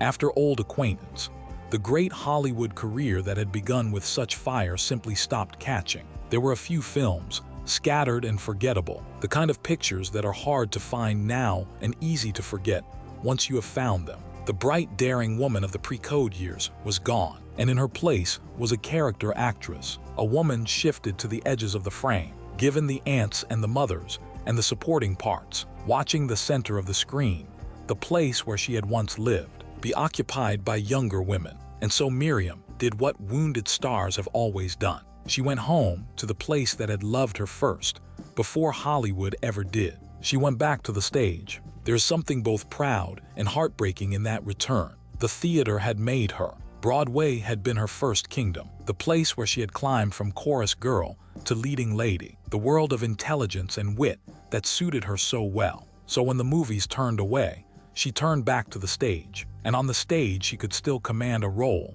still be the center, still feel the love of a live audience that the camera had stopped giving her. She took on the great parts. She stepped, more than once, into roles first associated with that other wild talent of her youth, the husky-voiced star whose illness had handed Miriam the stage Jezebel so long ago. There was a strange symmetry in it, Miriam following in the footsteps of the woman whose collapse had once given Miriam her break, taking up the parts that the other woman left behind. But a Broadway run is not a Hollywood career. It does not pay the same. It does not last the same. It does not keep a face famous in the way that a string of pictures does. And every season that Miriam spent on the stage was a season she was not on the screen, a season in which a new generation grew up without her face in front of them, a season in which she slipped a little further from the center of the culture toward its edges. The return to the theater was a refuge and a retreat at the same time. It kept her working. It also confirmed what was happening. The movies had let her go. There was one great late gift, and it came from an unexpected hand. The director William Wyler, that formidable man whose history with both Bette and Miriam was so tangled, called Miriam back to Hollywood at the end of the 1940s for a role in a beautiful, cruel film about a plain young woman, an heiress courted for her money by a charming man who does not love her. Miriam was given the part of the aunt, the romantic, foolish, well-meaning aunt who encourages the doomed courtship out of her own hunger for a love story. It was a supporting role, not a lead, but it was a wonderful one, in a wonderful film, surrounded by wonderful actors, and Miriam was very good in it. For a moment she was back, not at the center but near it, in a picture that mattered, doing the kind of fine, specific work she had always been capable of. It should have been the start of a late, graceful third act, the kind of dignified character actress career that lets a fading star age into a beloved presence. It was not. It was more like a single clearing in a darkening wood. The film was admired, Miriam was praised, and then the parts thinned out again, and the years rolled on, and the offers came less and less often. She worked when she could, on stage and screen, and eventually in the new medium of television, where she became, in a quiet way, one of the early pioneers of live TV drama. She kept moving, kept performing, kept reaching for the light. But the great days were behind her, and she knew it, and the knowing was the hardest part. That same generous director kept finding small places for her, a year here, a year there, calling her back into a fine film when he could, the way an old friend keeps setting a place at the table for someone the rest of the world has stopped inviting. She took those parts and gave them everything, because a small good part in a fine film was still a chance to be seen, and being seen was the only air she had ever really known how to breathe. And there was television, the strange new box glowing in the corner of living rooms across the country, raising a whole generation on the very kind of intimate drama that the live early days of the medium did so well. Miriam went there too, performed there too, one of the older talents lending her craft to the new thing, because she would go wherever the work was, wherever the camera was, wherever there was still a chance to hold a room. And through all of it, she would not say the word that everyone could see was coming. She would not say she was finished. When an interviewer pressed her about it, she answered with a flash of the old fire, told him to write it down and underline it, that she would never retire, that the world had been too nice to her, and all the breaks had been too good for her ever to quit. There is something both magnificent and unbearable in that. It is the same will that made her difficult on a set, the same refusal to go quietly, the same hunger that had carried a girl with a broken ankle from a Georgia porch to the top of Hollywood, and would not let her admit, even now, even with the great days plainly behind her, that the parade had moved on. She would not retire. She would keep reaching for the light until the light went out, and she meant it as a boast, and it reads now as a kind of prayer, because here is the wound at the very center of Miriam Hopkins, the thing that Bette Davis saw and named and never forgot. Miriam wanted to be loved, not just admired, loved. She wanted to be the heroine, the sympathetic one, the woman the audience adores and aches for, and life kept casting her as the other thing. In her two great battles with Bette, on screen and off, she was always given the part of the jealous one, the scheming one, the difficult one, the woman who is not quite loved enough. Bette understood this with terrible clarity. She said, in so many words, that underneath all of Miriam's unhappiness and rivalry was this single fact, that Miriam wanted to be loved as a heroine and could not bear that the heroine's part, on screen and in life, kept going to someone else. Think about how cruel that is and how true. The little girl in the broken Georgia home had learned that love must be won by performing, that you are only adored while you are the brightest thing in the room. She built a whole life on that lesson, climbed on it, conquered Broadway and Hollywood on it, and then she grew older, and the room stopped turning toward her, and the lesson of her childhood came back to collect its debt. She had spent her entire life terrified of the moment when she would stop being the most loved person in the room, and now that moment was not a fear anymore. It was her life, every day. The rooms had turned away, and the woman who had, in Miriam's mind, taken the love that should have been hers, the role, the Oscar, the husband, the heroine's part, the center of the frame, was thriving. That is the thing you have to hold on to if you want to understand the depth of the feeling between them. It was not symmetrical. Bette had won. Bette was a legend, secure, celebrated, her place in history assured. Miriam was the one watching from the wings, the one whose great gifts had not been enough, the one who had gotten there first and been overtaken and left behind. The hatred ran both ways, but the grief ran mostly one way, and it ran through Miriam. Now you might think that this is where Bette's contempt would soften. You might think that a woman as powerful and secure as Bette Davis, looking at a defeated rival sliding into obscurity, might feel a flicker of pity, might let the old grievance go, might find it in herself to be generous to a beaten enemy. That is what a gentler story would do. That is not what happened. And the fact that it is not what happened is the key to the whole mystery of the title. Because Bette Davis did not soften toward Miriam Hopkins. Not when Miriam fell, not when Miriam died, not ever. The contempt outlasted the rivalry, outlasted Miriam's career, outlasted Miriam's life. And to understand why, you have to set Miriam aside for a moment and look hard at Bette, and at the other, more famous war, the one with Joan Crawford, because only by holding the two hatreds side by side can you see what made the hatred for Miriam different. Everyone knows the Crawford feud. It is the loud one, the legendary one. Bette Davis and Joan Crawford, two queens of the same studio era, locked in a rivalry that ran for decades and reached its strange climax late in both their lives, when they finally made a film together. A grotesque horror story about two fated sisters trapped in a decaying mansion, hating each other on screen almost as much as they hated each other off it. The stories from that production are famous. The two of them telephoned the director at night to complain about each other. They went at each other for real.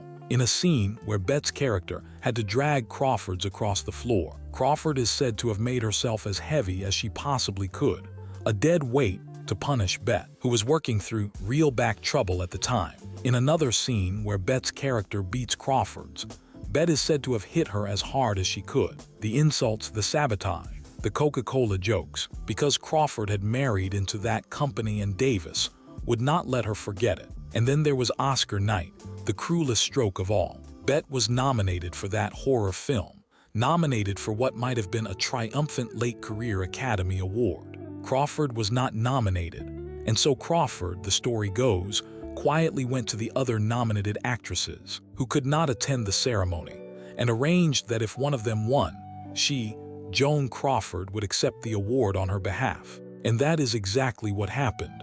Another actress won, an absent one, and it was Crawford who swept up onto that stage to take the Oscar, gliding past Bette in her moment of defeat, holding the prize that Bette had wanted, basking in a triumph she had engineered out of nothing but spite. Bette could only sit and watch the woman she despised carry off the glory of an award neither of them had won. It is a war of giants, and it is endlessly entertaining, and the world cannot get enough of it. But look closely at the texture of the Crawford feud, and you find something that is missing from the Miriam feud. You find a kind of equality. Bette Davis and Joan Crawford were rivals, true, but they were rivals of the same rank.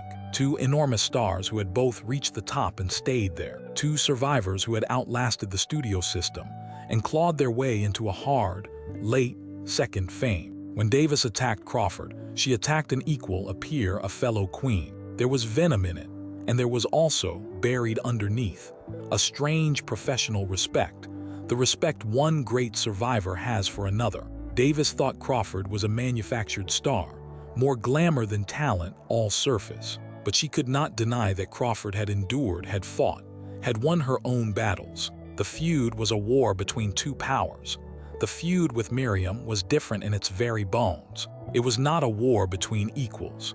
It was something more intimate and more cutting, because it reached back further and touched something more tender. Bette had known Miriam from the very beginning, from before either of them was anyone, from the days when Bette was the nobody and Miriam was the star. The wound was older than Bette's fame. It predated everything, and a wound that old, formed before the armor is fully on, goes deeper than any later injury can. Crawford was a rival Bette met as a queen. Miriam was a rival Bette met as a beginner, looking up, full of the particular resentment of the talented unknown, forced to watch a lesser talent stand above her. And that is the heart of it, the thing that has to be said plainly even though it sounds harsh. Bette Davis believed, with the whole force of her formidable conviction, that she was the better actress. She believed it about Crawford, and the world has largely agreed with her. But with Miriam it was sharper, because with Miriam there had been a time when the rankings were reversed, when Miriam was on top and Bette was below.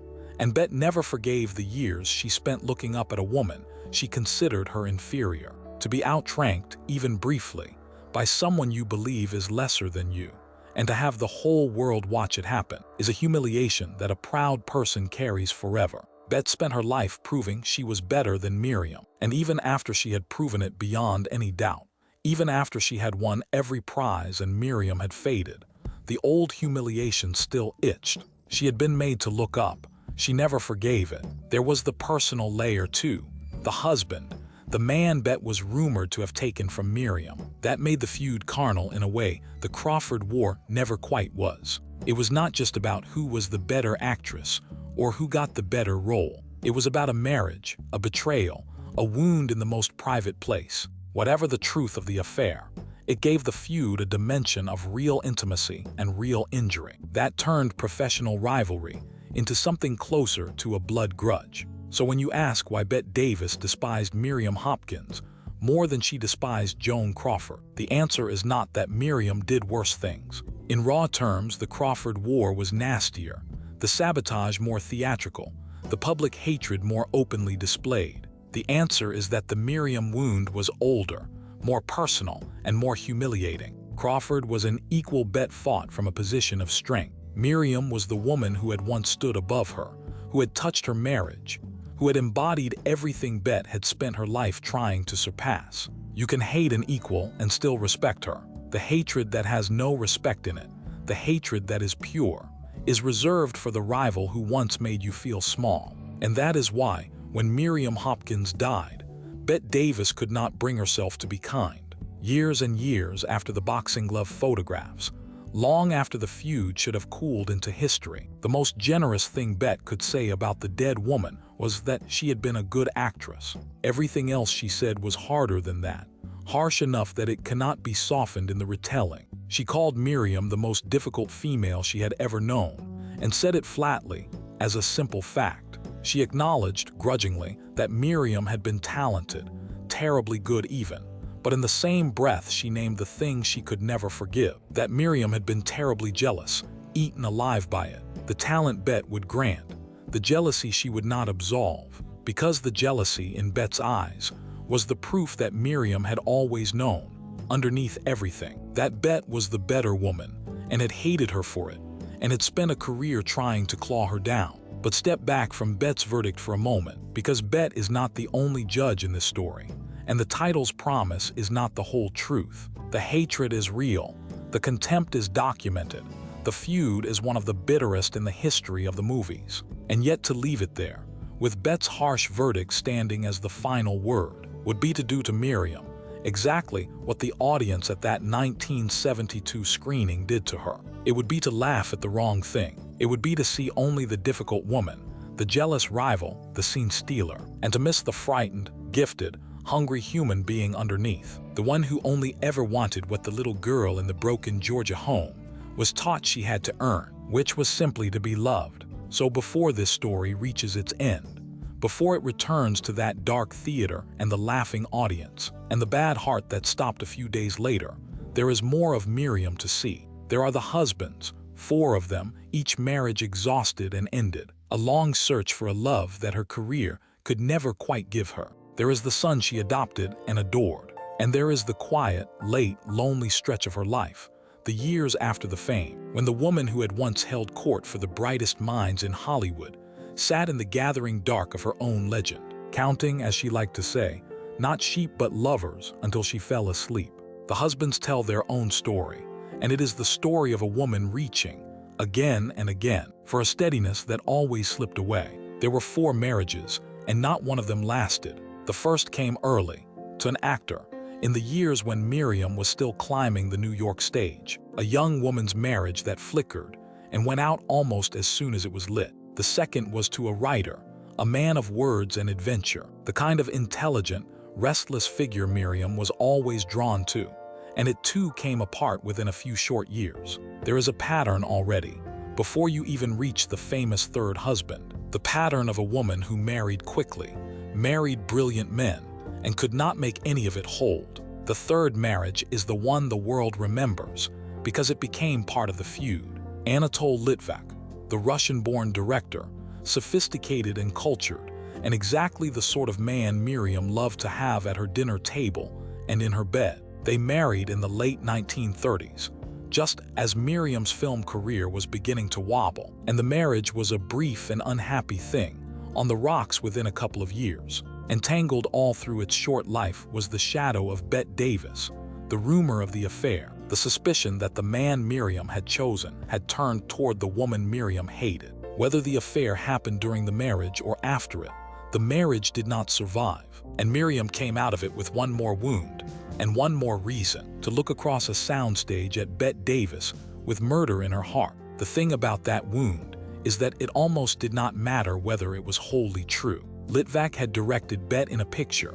The 2 of them had been thrown together in the close, charged world of a film set, and the affair, by most accounts that try to pin it down, more likely came after his marriage to Miriam had already ended than during it. The dates are a tangle, and honest people have disagreed about them for decades. But the dates were never the point. The point was the shape of the thing, the unbearable symmetry of it. Here was the one woman who had taken Miriam's roles, taken her Oscar moment, taken the future she had pictured, and now that same woman's name was attached, fairly or not, to the collapse of Miriam's marriage, to a mind already certain that Bette Davis was the thief of everything. It did not matter what a calendar said. It felt like one more theft, the most intimate one of all, and Miriam carried the feeling of it, whether or not the facts fully earned it. That is how grievance works. It does not check the dates. It only knows what it knows. The 4th and last marriage came in the middle of the 1940s,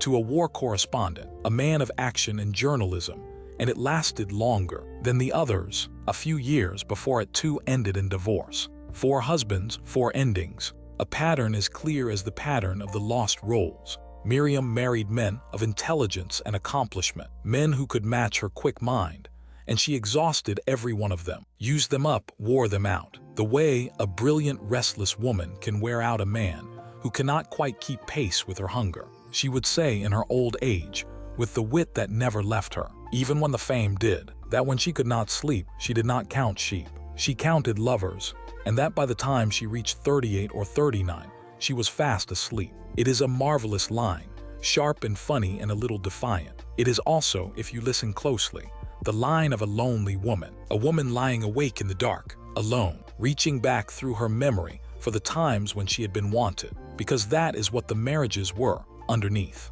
They were the same reach that the scene stealing was, the same reach that the dinner parties were, the same reach that the whole career was. A reach for love, a reach for the proof, renewed and renewed, that she was still the brightest thing in the room, still wanted, still chosen. The little girl from the broken Georgia home had learned that love must be won and could be lost, and the grown woman spent her life winning it over and over because she never trusted that it would stay. 4 husbands is not the record of a cold woman. It is the record of a woman who could not stop hoping and could not make the hope hold.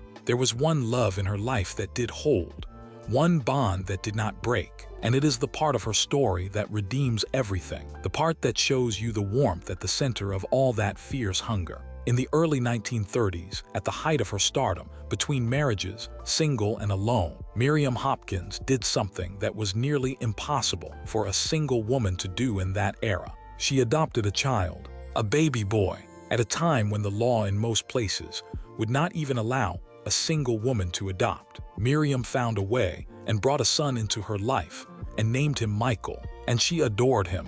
Whatever else you say about Miriam Hopkins, however difficult she was on a set, however fierce her hungers, the love for that boy was real and it was constant, and it lasted all her life. She called him the most important man in her life, and she meant it.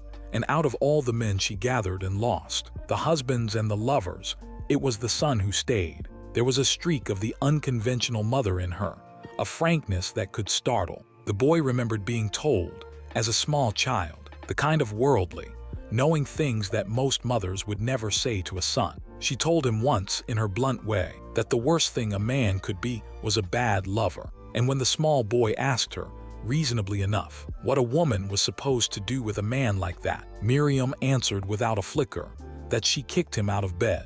That was the kind of mother she was, scandalous and funny and entirely without the usual filters, raising her son on the same wit and candor she gave the rest of the world. She was not an ordinary mother any more than she was an ordinary anything, but she was a devoted one. The hunger that made her difficult at work made her, with her son, fiercely loving, and that love was one of the few things in her life that never failed her. And it ran the other way too, which is the part that matters most. The boy grew into a man who never stopped loving her back, who stayed close, who would still be speaking of her with warmth long after the world had reduced her to a punchline in someone else's feud. The woman who spent her whole life terrified that love had to be won and could always be lost, had in her son the one love she never had to perform for, the one room that never turned away. Whatever the studios took from her, whatever the rooms eventually did, that bond held to the end and beyond it. And it is the truest answer to anyone who wants to keep only the jealous,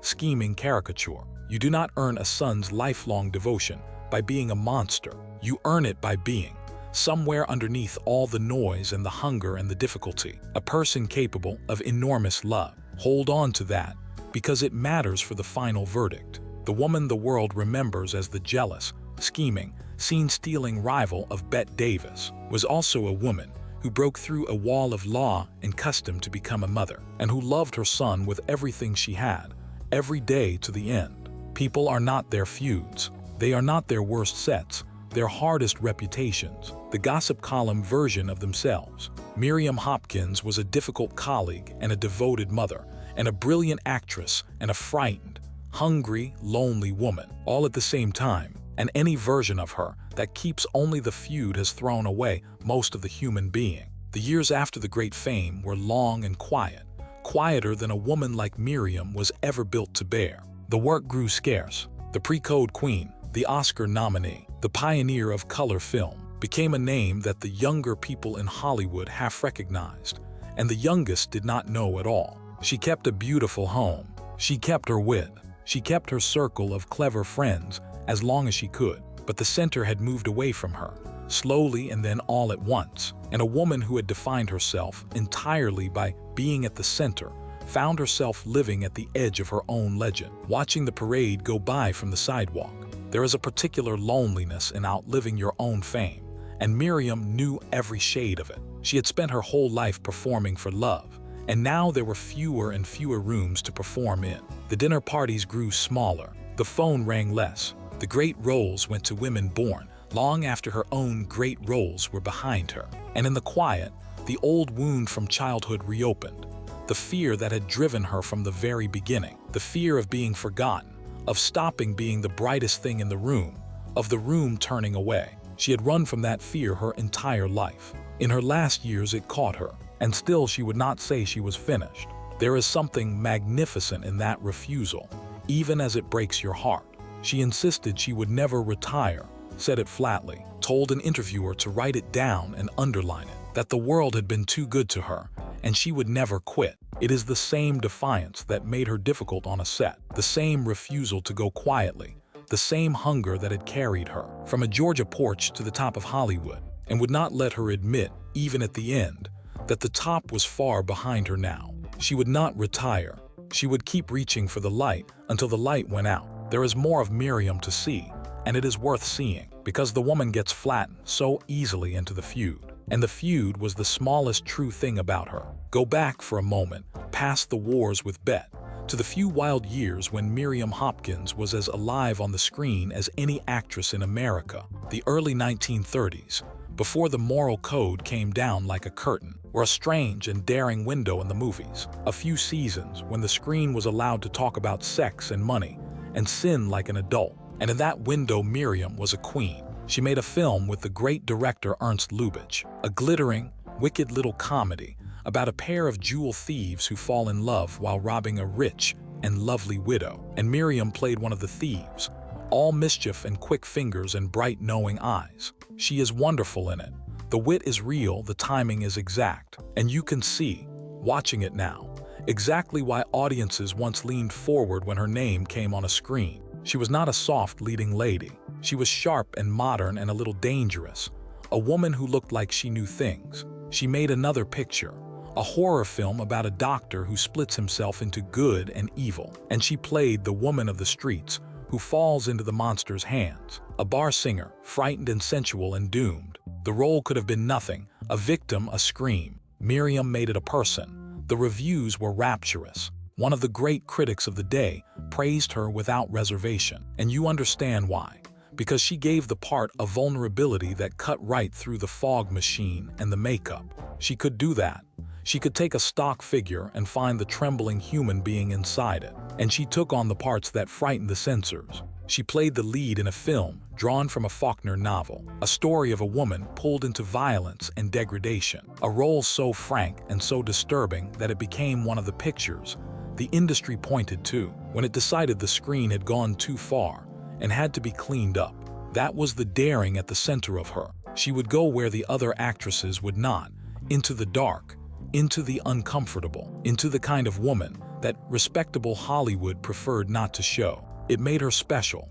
It also, in the end, helped to make her obsolete, because the screen she was built for, the frank adult screen of the early 1930s, was about to be legislated out of existence, and the kind of fearless woman she played so well would have nowhere left to live. But before that curtain fell, she reached her summit, and it is worth standing on it with her, because she earned it. In the middle of the decade, she starred in a landmark, the first full-length motion picture ever made in the new 3-strip color process, a vivid, ambitious adaptation of a great English novel about a charming, scheming, utterly ruthless young woman who claws her way up through society on nothing but wit and nerve. The part fit her like a second skin, because in some deep way it was her, the bright climber who would do anything to rise, who dazzled everyone and trusted no one. The film was history, the first of its kind, a technical and artistic landmark, and for her work in it, Miriam Hopkins was nominated for the Academy Award for Best Actress.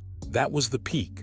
A pioneer of color film, an Oscar nominee, a queen of the daring pre-code screen. If the story had frozen there, in the middle of the 1930s, Miriam Hopkins would be remembered today as one of the important actresses of her era, a fearless artist who went where others would not. The tragedy is only visible because of what came after, the long slide, the lost roles, the feud that swallowed the rest. But the peak was real, and she stood on it, and no one can take that from her. Not even Bette Davis, not even the laughing room at the end. And here is the detail that turns the whole story into something almost unbearably ironic. The same year Miriam was nominated for that landmark color film, the Oscar she was nominated for went to Bette Davis, not for the same film, but in the same category in the same year. Bette won her first Academy Award that season for a hard, unglamorous role as a self-destructive actress, and Miriam, nominated for her pioneering color triumph, lost. Two women, both at the top of their game, both nominated, and the one who had once been the beginner, the one who had once looked up at Miriam from the bottom, walked away with the prize while Miriam sat and applauded. It was the first time, but It would not be the last. That Bette Davis took the thing Miriam most wanted in a room full of people watching. There is one more figure standing in the wings of this story. A third great wild woman who connects the whole thing in a way that is almost too neat to be true. The role that started the worst of the feud. The stage Jezebel that Miriam originated, and that Bette filmed and won her second Oscar for, had not been written for Miriam at all. It had been meant for another actress first.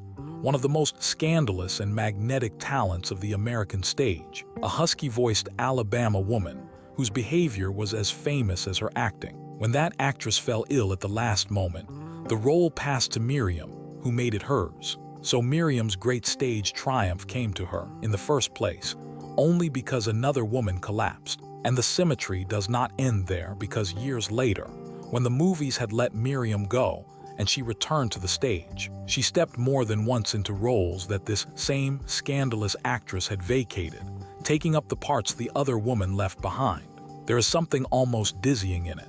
3 fierce, talented women circling the same handful of great roles across the decades, each one's gain built on another one's loss. The stage Jezebel that Miriam won by another woman's illness became the film Jezebel that Bette won by taking it from Miriam. The roles passed from hand to hand like a crown in a story about a cursed crown, and everyone who wore it seemed to pay for it. That same scandalous actress, the one whose illness gave Miriam her start, once met Bette Davis and greeted her. The story goes, with a wicked line about how Bette was the woman who did all of her parts on the screen, and did them so much worse. And Bette, never one to be outdone, agreed with her instantly, which was its own kind of victory. These women lived inside a small, ferocious world.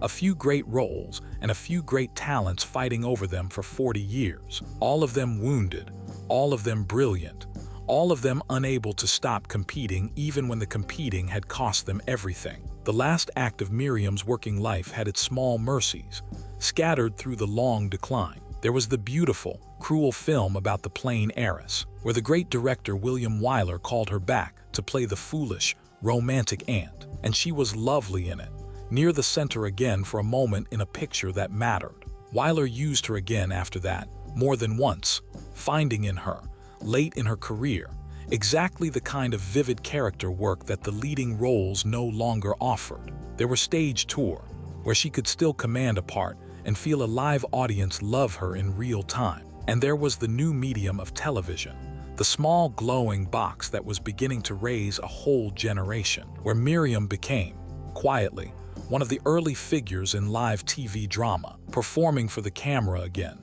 in a form that the young Bette Davis had not conquered first. These were not nothing.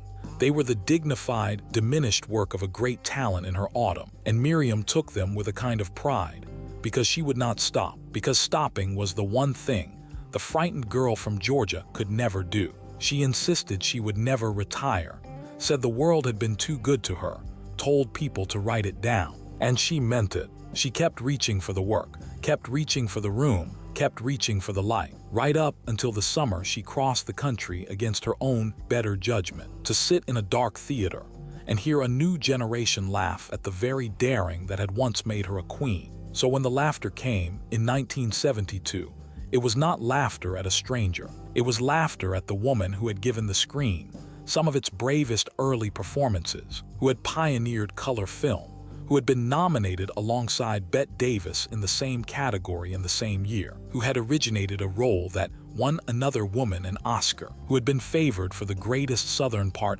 ever written and lost it, who had broken a wall of law to become a mother, who had married 4 brilliant men and exhausted them all, who had held court for the finest minds in Hollywood and counted lovers instead of sheep to fall asleep. The audience did not know any of that. They saw an old film and a quaint passion and they laughed. And the woman who had spent her whole life terrified of exactly that sound sat in the dark and heard it. And a few days later her heart gave out, and the long reaching was over at last. That is the fuller picture, and it is the one the title's promise needs, because the promise was never really about Bette's hatred. The hatred is the hook. The story underneath is about the woman on the other end of it, and what it costs to be remembered chiefly as the person someone great despised. Bette Davis got the legend, the immortality, the secure place at the top of the history of the movies. Miriam Hopkins got the feud, the trivia question, the boxing glove photograph, the role of the difficult one, and the deepest unfairness of all is that they were so much the same. Two wounded girls from broken homes who turned their wounds into the same fierce hunger, and the world rewarded one of them and broke the other, mostly over an accident of timing neither of them chose. Which brings the story back at last to where it began, to the summer of 1972, to New York, to a woman with a bad heart who had been warned not to travel, who had some private premonition that she should stay safely home in the California warmth, and who went anyway, because somewhere in the world a room was going to turn toward her one more time, and she could not stay away from that. The occasion was a tribute, the kind of honor that the old guard of Hollywood gave to its survivors. A great studio was marking a milestone, and as part of it, there would be a special screening in New York, at the Museum of Modern Art, of one of Miriam's films from the wild pre-code years, one of the daring, frank, sexually fearless pictures that had made her a queen when the screen was still allowed to be adult. There would be a gala in her honor. She would be celebrated, remembered, brought back for one shining evening to the center she had lost. For a woman who had spent her last years on the sidelines, it must have looked like a door swinging open, a chance to be seen, and loved again the way she had been seen, and loved so long ago. So she ignored the warnings and the premonition. She got on the plane. She crossed the country, this frail woman with the failing heart, to sit in a dark theater and watch her own young self, decades gone, move across the screen in a story that had once shocked the world. And the world had changed while she was not looking. The young people in that audience did not live in the world that had made her film daring. To them, the frankness that had once been brave looked overheated and quaint. The passion looked like melodrama. The danger looked like camp. So they laughed, not cruelly perhaps, not meaning to wound. They laughed the easy, careless laugh of a new generation, finding the old generation's seriousness funny, never imagining that the woman whose young face filled the screen was sitting right there in the dark among them, hearing every laugh, feeling each one land like a small cold stone. Imagine that room. Imagine being Miriam Hopkins, 70 years old in all but a handful of days, sitting in the audience at your own tribute, watching the love you came 3,000 miles to receive turn, in real time, into laughter at the very things you were proudest of. The whole shape of her life was in that moment, distilled and cruel. The child who learned that love must be won by being the brightest thing in the room. The star who built an empire on that lesson. The fading woman who lost the room and spent her last years aching to win it back. And now, at the very end, a room she had come so far to win, laughing. Not adoring, laughing. She tried to defend the film afterward, told an interviewer that they showed it often at the museum, that it was important, that it mattered. The pride would not bend even now, but the wound had gone in. You can feel it across the years, the wound of the room that laughed. A few days later, in her hotel suite, before she could make it home to the warm California air she should never have left, the bad heart stopped at last. Miriam Hopkins died in New York City in October of 1972, 9 days short of her 70th birthday. Far from home, the long performance over, they took her back to Georgia in the end, back to the South that had made her, and buried her in the red earth of the small town near where she had been born, the town her family had helped to build. A long way and a long life from the porches of her childhood. There is a gentleness in that, after everything. The bright climbing girl who had spent 50 years running north and west, from Georgia to Vermont to New York to Hollywood, chasing the light from city to city and room to room, came to rest at last in the one place she had started from, in the quiet ground of a southern town that had known her before she was famous, and would keep her long after the fame was gone. The world that had laughed at her in a New York theater could not follow her there. In Bainbridge, she was not the answer to a trivia question, or the difficult woman in the boxing glove photograph. She was simply one of their own, come home. The girl who could not bear to be forgotten was laid down among the people least likely to forget her. And what did the woman she had hated for 40 years have to say when the news came that Miriam Hopkins was dead? Very little that was kind. The old contempt did not soften at the grave. Bette Davis, when she spoke of Miriam after her death, would allow that she had been a good actress, and would say almost nothing else that could be repeated gently. The most difficult female she had ever known. Terribly talented and terribly jealous. A woman who knew every trick in the book and used them all. The verdict that Bette had carried for 40 years, she carried right past Miriam's funeral and into her own old age, unrevised, unrepentant. She had been made to look up at Miriam once, long ago, when she was nobody and Miriam was a star, and she had never forgiven it, and she did not forgive it now that Miriam was in the ground. So there is the answer the title promised, paid in full. Bette Davis despised Miriam Hopkins more than she despised Joan Crawford. And now you know why. Not because Miriam was more wicked than Crawford, but because the Miriam wound was older and more personal and more humiliating. Crawford was an equal Bette fought as a queen, and an enemy she could even, in some buried way, respect. Miriam was the woman who had stood above her when Bette was nothing, who had originated the role that won Bette her crown, who had been married to the man Bette was rumored to have taken, who had embodied, from the very start, everything Bette spent her life trying to surpass. The hatred for Crawford was loud and public, and almost a kind of sport. The hatred for Miriam was quiet and deep and personal, the kind of contempt you reserve for the one rival who once made you feel small. That is the verdict. That is the real reason. That is the truth the title pointed at. But a true story does not end on a verdict. A verdict is for a courtroom, and this was never a courtroom. This was two human lives, tangled together for half a century, by accident and ambition and wounded pride. And the final truth of it is larger and sadder, and kinder than any verdict can hold. Because look at what these two women actually shared, underneath all the hatred. Look at how alike they were. Both came from broken homes, fathers gone, childhoods cracked down the middle, and both learned the same early lesson, that love is not safe, that it must be fought for, that the world can turn away in a moment. Both took that wound and turned it into a fierce, almost frightening drive to be seen, to matter, to seize the center and hold it. Both were difficult, both were brilliant, both fought the studios and the men and each other with everything they had. They hated each other so completely precisely because they were looking across that soundstage at a mirror.